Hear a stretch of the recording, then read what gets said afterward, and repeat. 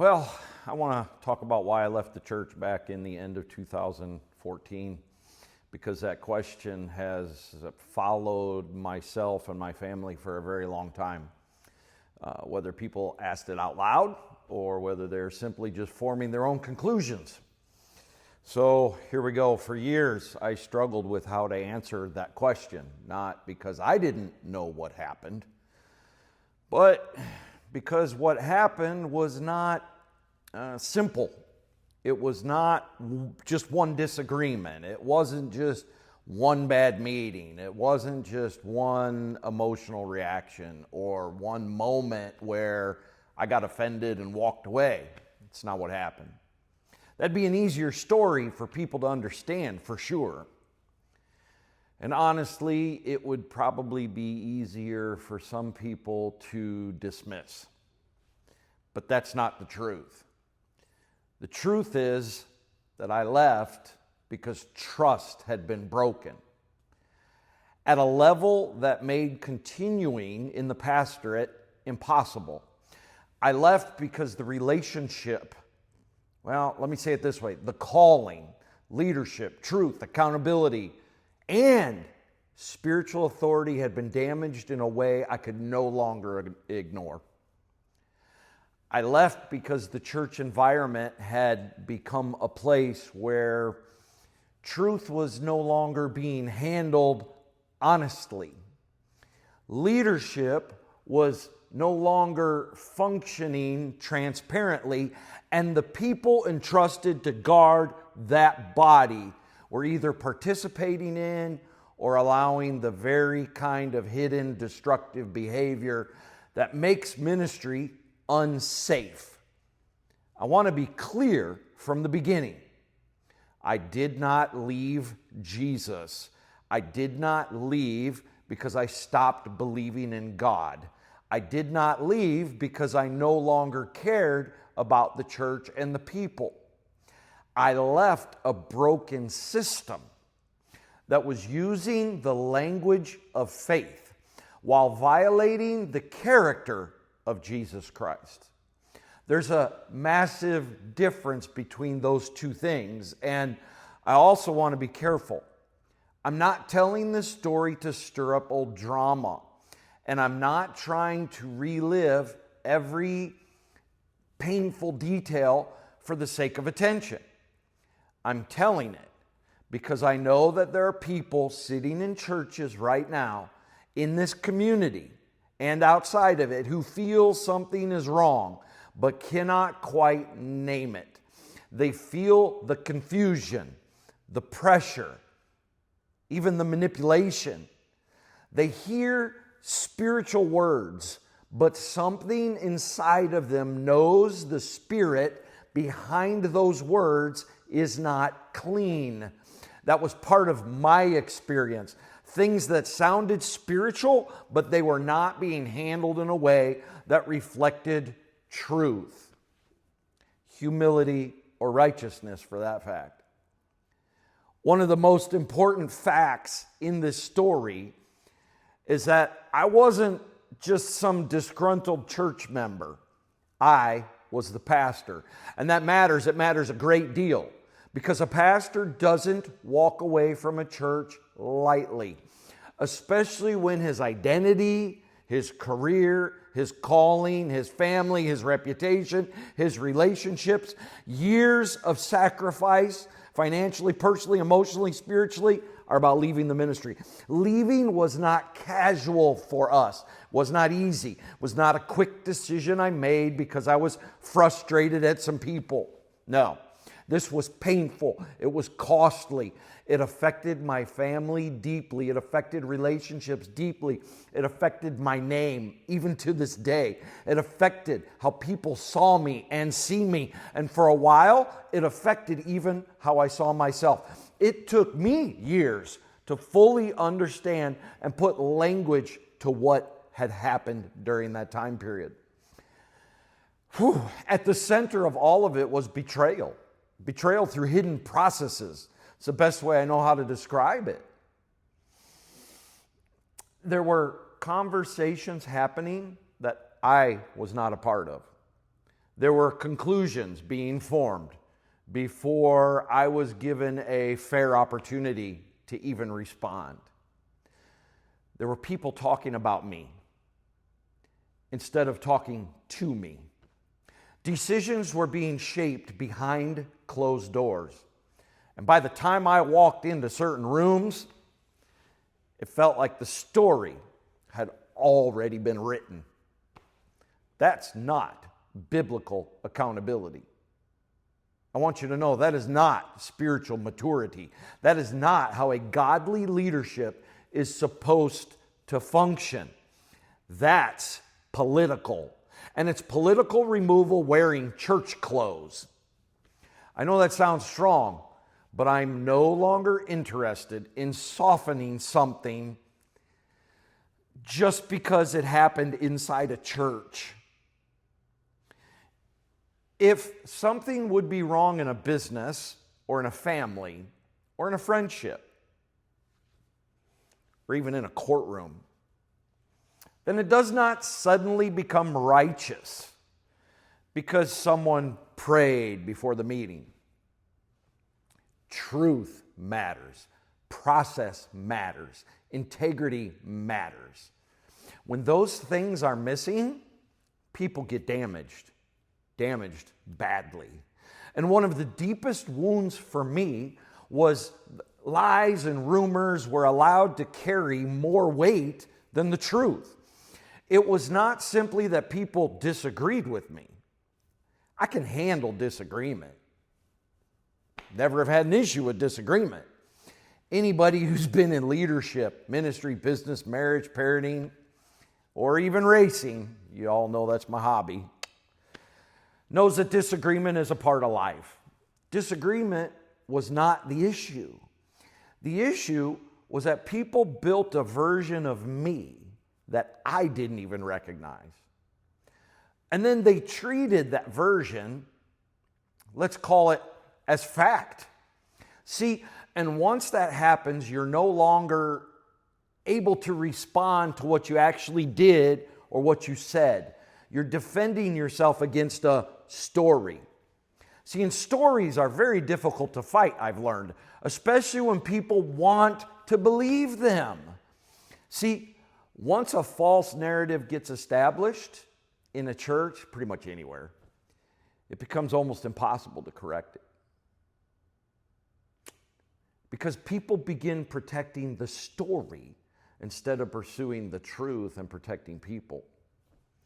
That's one of the ugliest parts of spiritual abuse.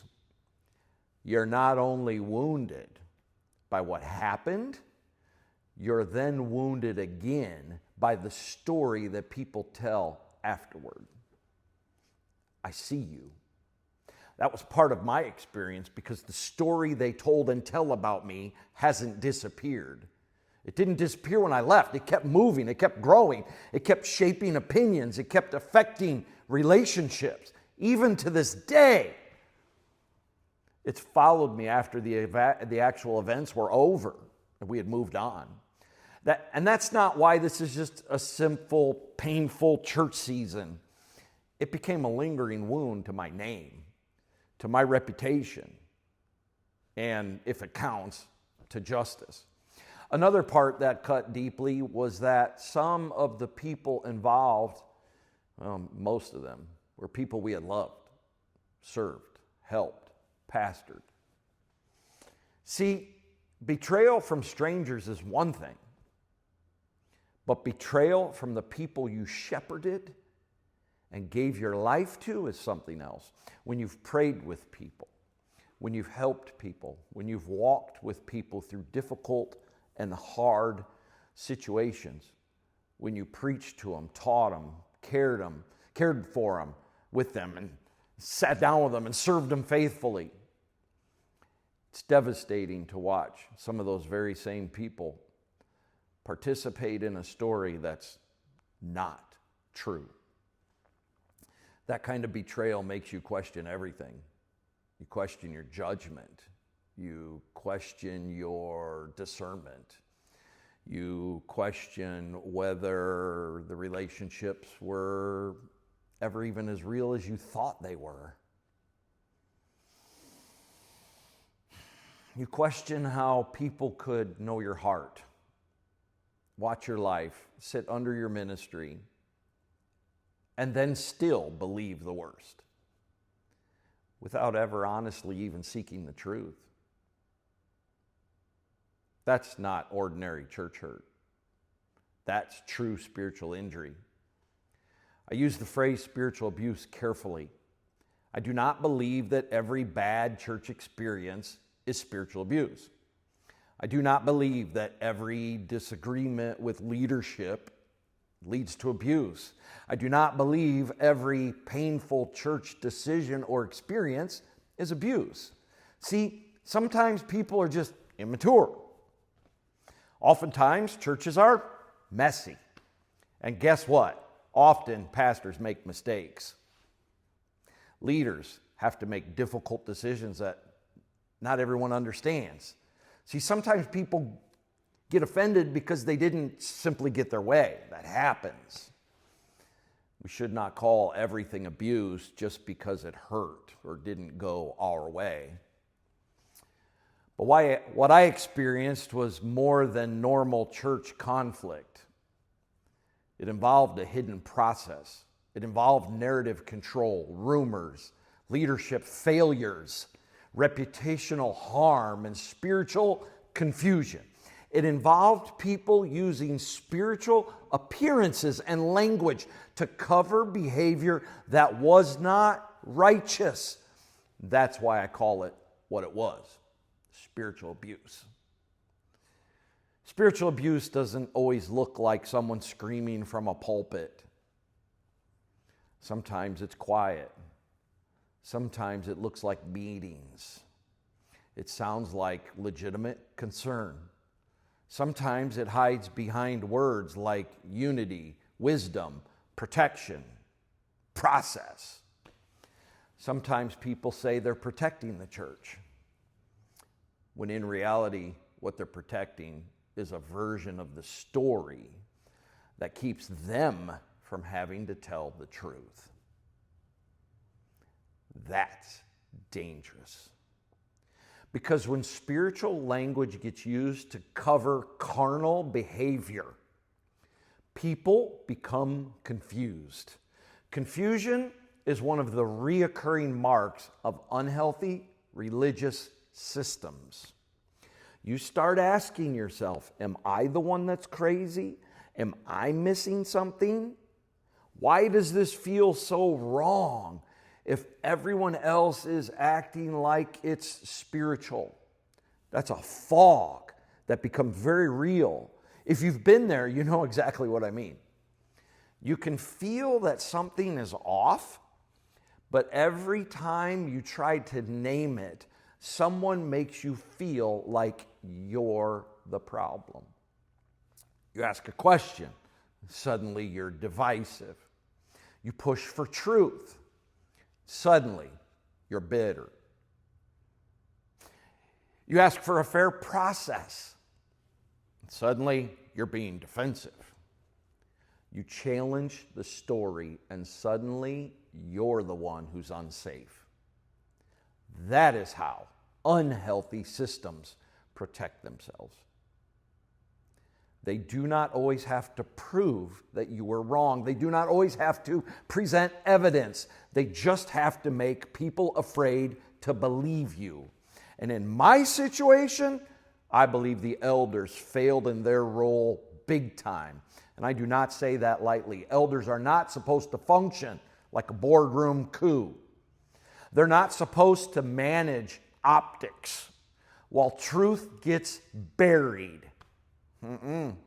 They're supposed to be spiritually mature. That's what an elder is supposed to be. Sober-minded, truthful, humble, protective of the flock. They're supposed to guard the integrity of the ministry and Jesus. They're supposed to handle accusations carefully. But some of them were the ones creating the accusations. But they're supposed to be seeking truth. When elders allow hidden conversations or promote them, rumors and pressure to become the operating system, they're no longer protecting the church or the ministry or even Jesus. They're helping damage it. Leadership carries weight. If someone wants spiritual authority, they also carry spiritual responsibility. You do not get to sit in a position of leadership. You do not participate in a promise that in a premise that damages someone's name and then act like the fallout was just unfortunate because you did it. When leaders mishandle the truth, that is not merely something that's unfortunate.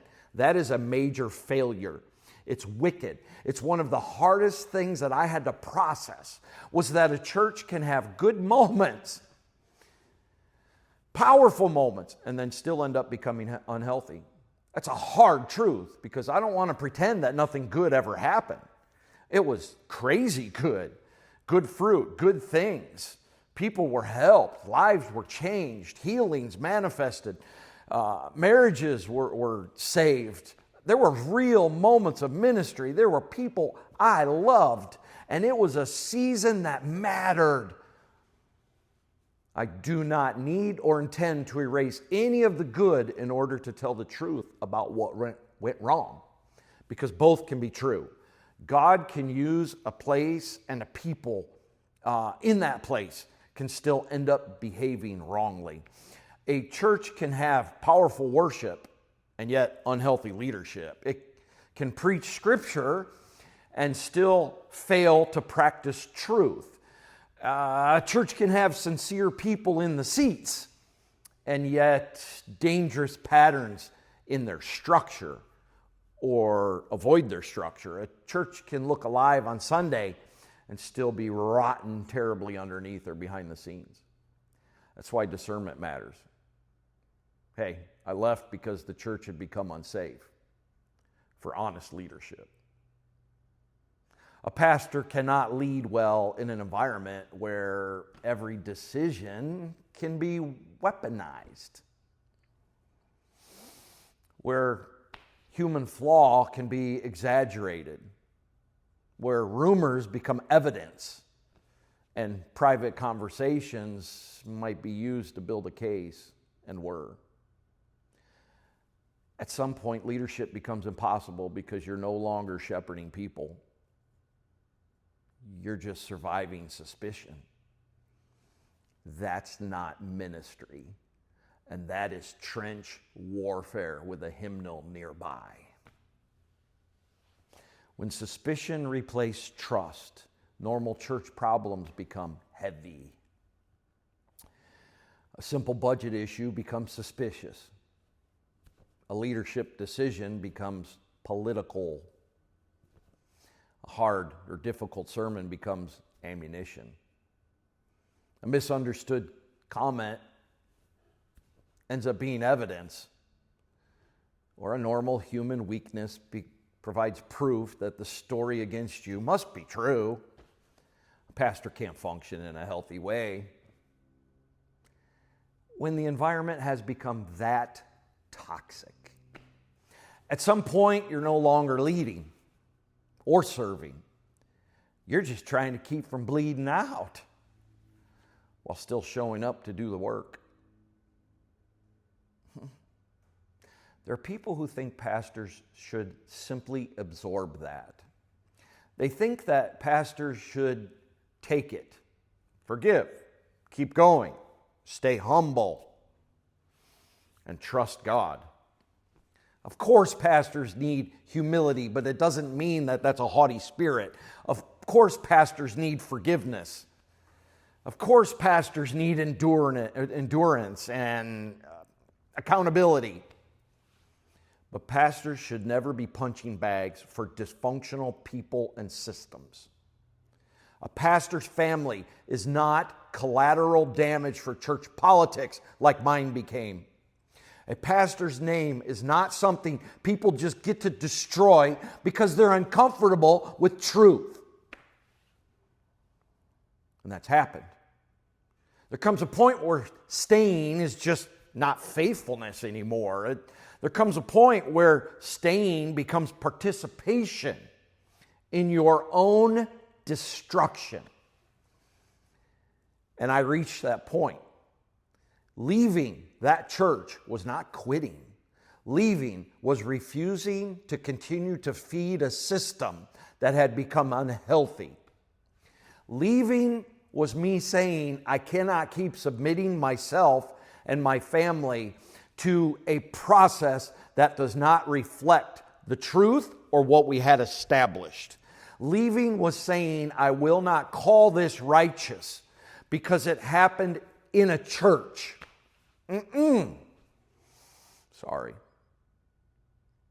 Leaving was saying, I will not pretend that this is accountability when it's really accusation.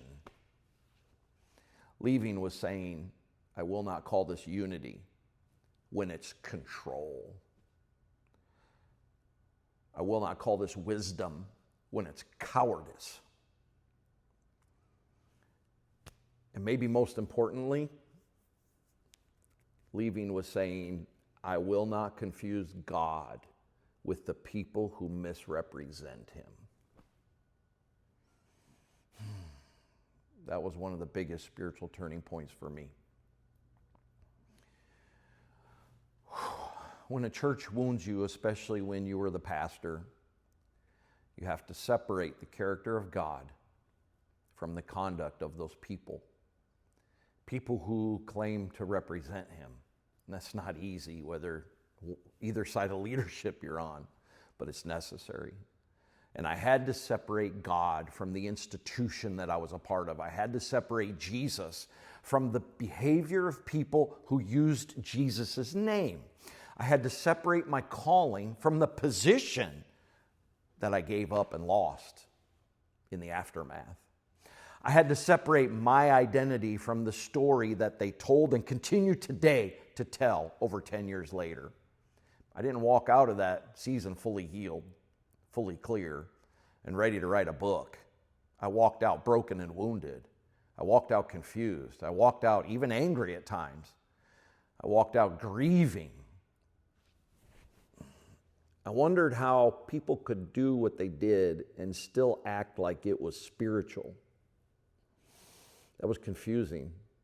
But over time, God began giving my family and I language that became a part of our healing and eventually became a part of the reason why I do what I do today and why I wrote the book, When Faith Gets Used.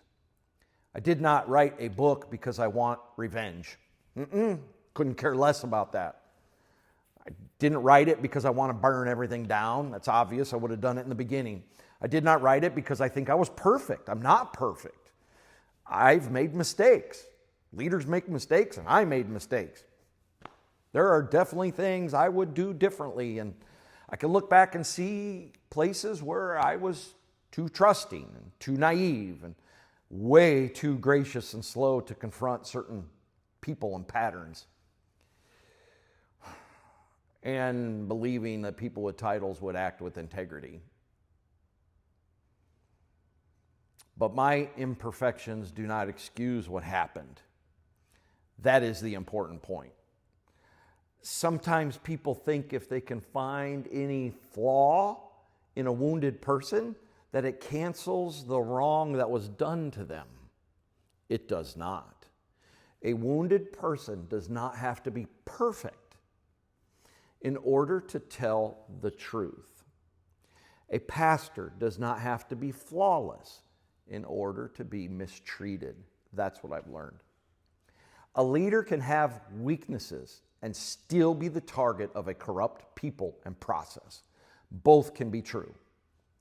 I also had to come to terms with the fact that the church's behavior contradicted the gospel that it claimed to represent. The gospel is not rumor. It's not manipulation. It's not cowardly leadership. The good news is not private accusation behind closed doors. It's not image management. The good news, the gospel, is truth and grace. Jesus is the light. It's repentance. It's restoration. It's redemption. It is justice. And it is humility. And when a church uses spiritual appearances to hide fleshly, carnal conduct, that creates confusion. And that confusion is not always accidental. This is what I've learned. That confusion is the tool. See, if people can keep you and others disorientated, they can keep you compliant, defensive, and or, which I was, silent. Leaving gave me distance. Distance and time has given me clarity, and clarity has given me language that's become a part of my healing. And it's also become a part now of my responsibility. And once you can name something, you can help someone else. You can help them recognize it and heal from it themselves. I want to make something very, very clear. I'm not trying to get people to leave a church. I believe in church. I believe in healthy spiritual community. I believe we have a broken system, but I believe in biblical teaching. I believe in worship. I believe in discipleship. I know this for a fact. Families need strong churches and communities. I believe men need to lead their homes spiritually and emotionally. I believe we need each other. I am not anti-church. I'm not anti-abuse. I'm not anti-manipulation. I'm not anti-hidden process. I'm anti-leadership without accountability. I am anti-rumor being treated like truth. I'm anti-using God's name to cover man's sin. There's a difference, and unhealthy systems loved to blur that difference. They want to make it sound like questioning leadership is the same as questioning God. It is not. Questioning unhealthy leadership is not rebellion against God. It is not. Actually, it's obedience to truth. The church should be the safest place in the world for truth. It should not be the easiest place to hide from the light. If a church cannot handle honest questions and discussion, that is a major warning sign. If leaders cannot be corrected, that is a major warning sign. If accusations are handled in secret, that is a warning sign. If people are punished for asking for clarity, that's a warning sign. If reputation matters more than righteousness, guys, that's a warning sign. If wounded are silenced, while the powerful are protected, that's a major warning sign. If everything is called unity except actual honesty, that's a warning sign. And at the same time, leaving a church is serious. I do not take it lightly, and I do not believe people should leave just because they are uncomfortable. Sometimes that's used for our growth. Do not leave just because someone challenged you or disagrees with you. Don't leave because the music is changing or the pastor said something hard from the pulpit or someone failed to shake your hand or hug you in the lobby. I've seen so much of this junk. That's not discernment. That's consumer Christianity, and that's not what I'm talking about here at all. But if you're in a place where truth is being twisted, things don't add up, leadership is operating in secrecy, manipulation is being spiritualized, accountability only flows one direction, if your conscience is being pressured to accept what you know is wrong, then guess what? You need to pay very close attention.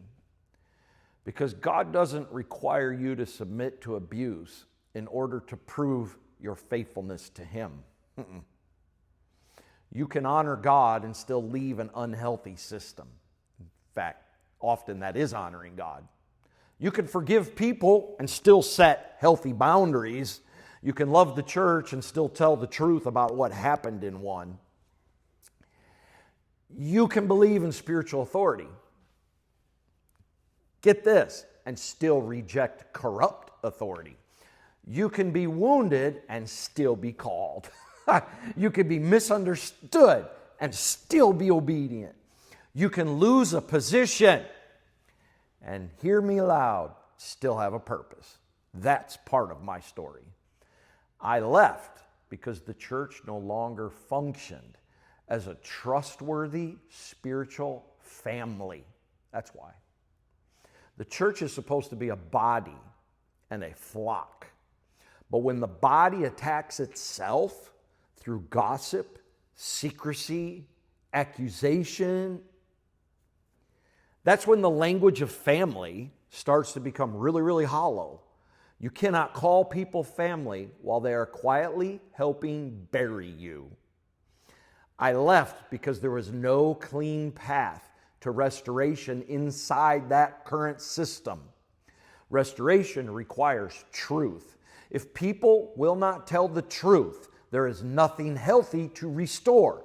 You can forgive people personally, but you cannot rebuild trust with a process or a system that refuses to be established on honesty. Forgiveness and restored access are not the same thing, guys. I left because the church had moved from shepherding to survival politics. Church politics are disgusting because everyone knows how to baptize their own ambition. And they play the game behind the scenes. In business, politics at least smells like politics. But in the church, politics smells like prayer requests. That's part of why the wounds cut so deep. That kind of behavior is not merely organizational, it's spiritualized.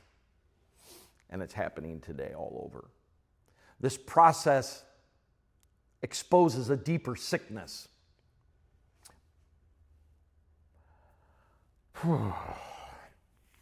This distinction matters. The reason I left was not only was I removed or pushed out, I wasn't. It was that a process was revealed. There was hidden power structures. There was a lack of transparency. There was willingness to believe or spread falsehood. There was weak or no elder accountability. There was relational betrayal. There was how a church culture could turn on its pastor without handling the truth cleanly. Mind-blowing. I left because the cost of staying became greater than the cost of leaving, y'all. Leaving cost me. It cost me everything. It cost me relationships, reputation, money, identity. It cost years of emotional processing, not just for me, but for my family too. It cost sleep. It cost confidence. It cost peace. It cost health. But staying would have cost something too. And watch this. I believe staying would have cost even more. Staying would have required me to keep functioning inside a system that had already shown that it could wound people without hesitation and then justify the wound. That's not noble suffering. That's just simply slow destruction. I left because my family and future mattered. See, ministry can become a machine that asks their pastors and their families to absorb endless damage for the sake of the church and the calling. My wife, my children, my home, their and my emotional health, future calling, it all mattered. A man can love God, love people, and love the church. Watch this. While still saying, I can't keep letting this destroy me and or my family. I left because my conscience mattered. A man can only violate his conscience for so long or so many times before something breaks, especially when the Holy Spirit is on his tail. If you know the process is wrong, if you know the story is false, if you know leadership behavior is not righteous, then staying and pretending will eventually cost you your integrity. Sometimes the most spiritual thing a man can do is to stop pretending that a broken thing is healthy. I left because I could not keep leading under a false story. Leadership requires moral authority and integrity, and when others are actively undermining that moral authority and integrity through lies, rumors, and hidden accusations. They're not just attacking your position. They're attacking your ability to shepherd, to walk out that calling. Once that happens, the role itself is nearly impossible to carry. I left because my calling had to survive beyond that church. Church wasn't everything. If the enemy cannot destroy your faith, he will try to attach your calling to one broken season. I've learned that. He'll lock you in and convince you that when that season ended, you ended too. But I did not end in 2014, 2015. I kept building. I've kept writing. I've kept leading. I've kept creating. Maybe even to some people's dismay. I became even more direct, more deserving, and less tolerant of your religious nonsense. Some of that may be scar tissue, but a lot of it's wisdom. God still had work for me, and staying in that environment probably most likely would have crushed the man needed for the next assignment. So when people ask why I left the church, the simplest answer is this. I left because the leadership environment became spiritually, relationally, and morally bankrupt. It was unsafe. Hidden conversations replaced honest processes. Lies and rumors replaced the truth. Elders failed to protect integrity. People I had served participated in false narratives. The church system used spiritual appearances to cover unhealthy behavior. Trust was shattered, my name was damaged, and staying would have required me to keep submitting myself and my family to a process that no longer reflected biblical leadership, truth, or spiritual health. The deeper answer is this: I did not leave Jesus. I left a broken system that used the language of faith while violating the character of Christ. What happened back then did not end my faith. It did not end my calling. It did not end my usefulness in the kingdom. It did not end my voice. It in fact changed me. It most certainly wounded me. It exposed things.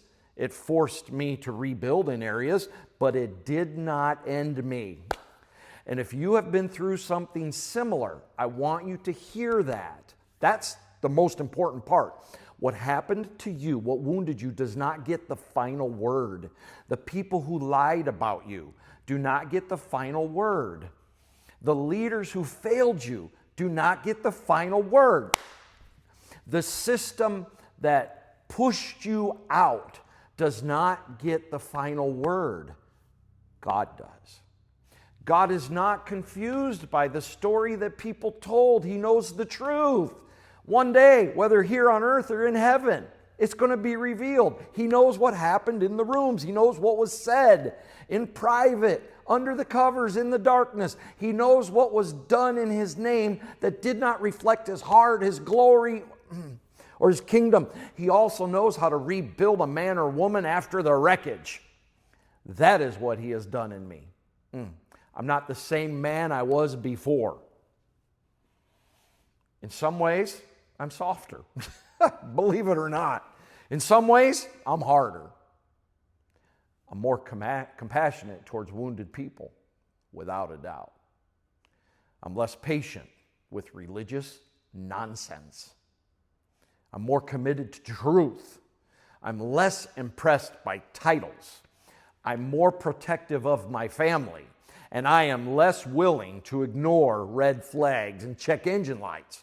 I'm more convinced that healthy leadership matters more than, I'm more convinced than ever that Jesus is not the problem, but people misusing His name are. Faith should never be used as a weapon. Scripture should never be used as a muzzle. Leadership should never be used as leverage. Unity should not be the code word to silence truth. Church should not be a place where people have to lose themselves in order to belong. That is why I left. And that's why I wrote this book. And that's why I'm finally willing to talk about it clearly. Enough time has gone by, enough processing, because my story can help someone else get out of the fog, heal from abuse, recognize what's happening, stop blaming themselves, and grasp a hold of Jesus with everything they have while letting go of a broken system.